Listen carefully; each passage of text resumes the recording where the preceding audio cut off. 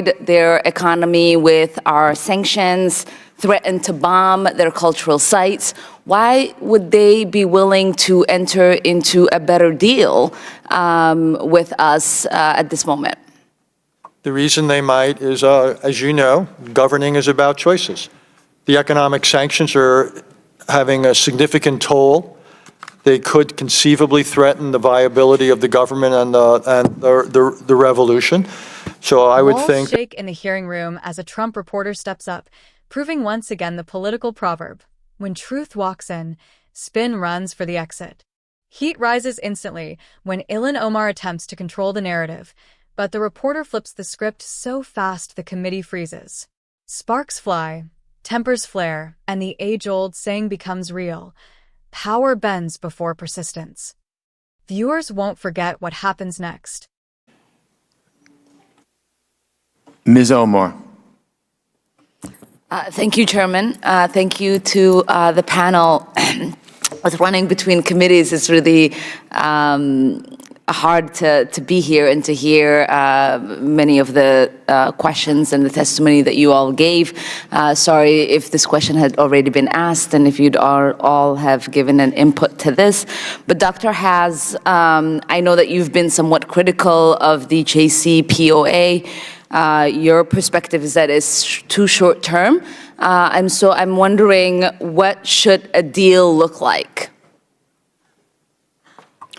I think it's important to be clear about what a deal could realistically include and what it could not.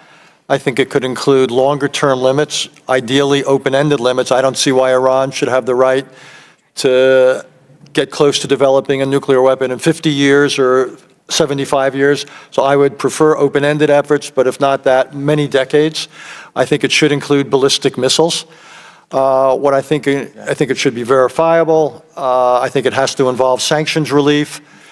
And I think, though, that other aspects of Iranian behavior in the region should be dealt with other ways. I don't think it's realistic to build a quote-unquote grand bargain that would resolve all of our concerns with Iran.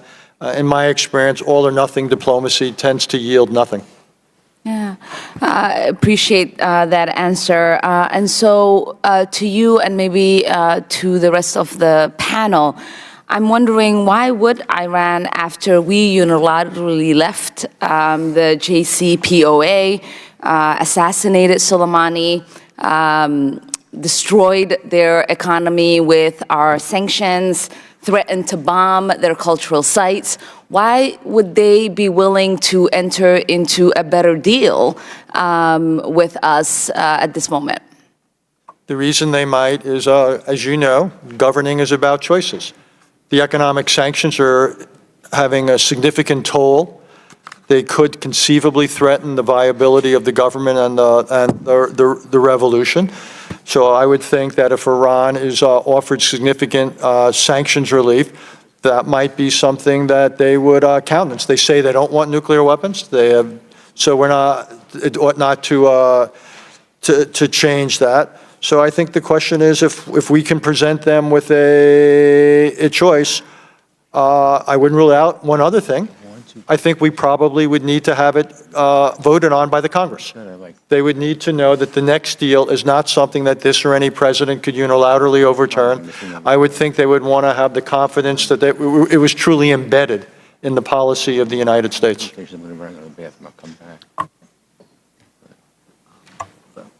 Thank you, Congresswoman.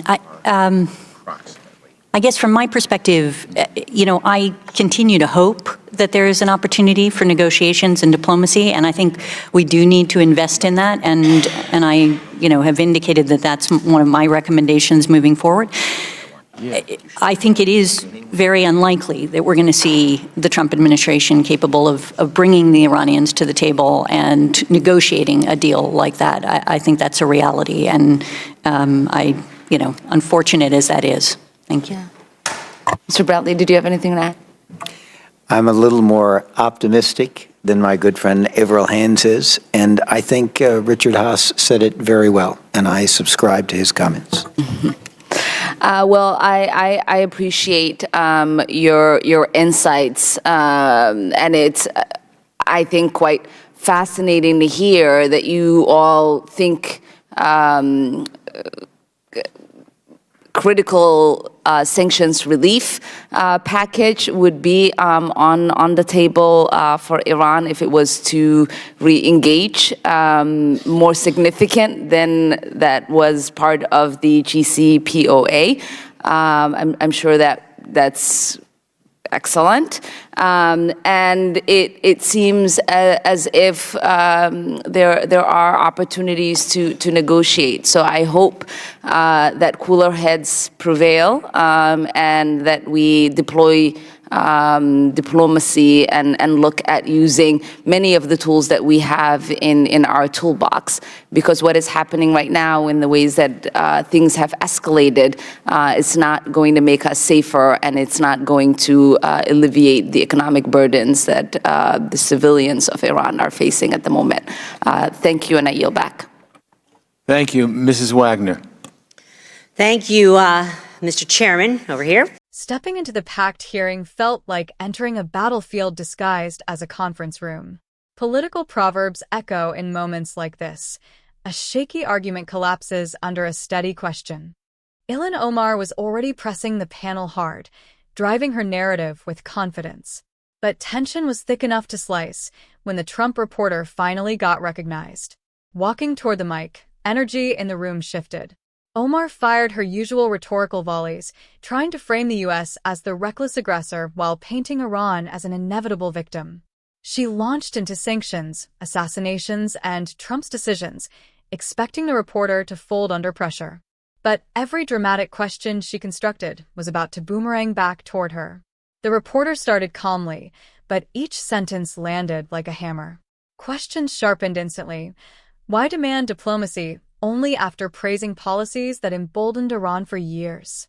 Why ignore that sanctions worked precisely because Iran feared economic collapse?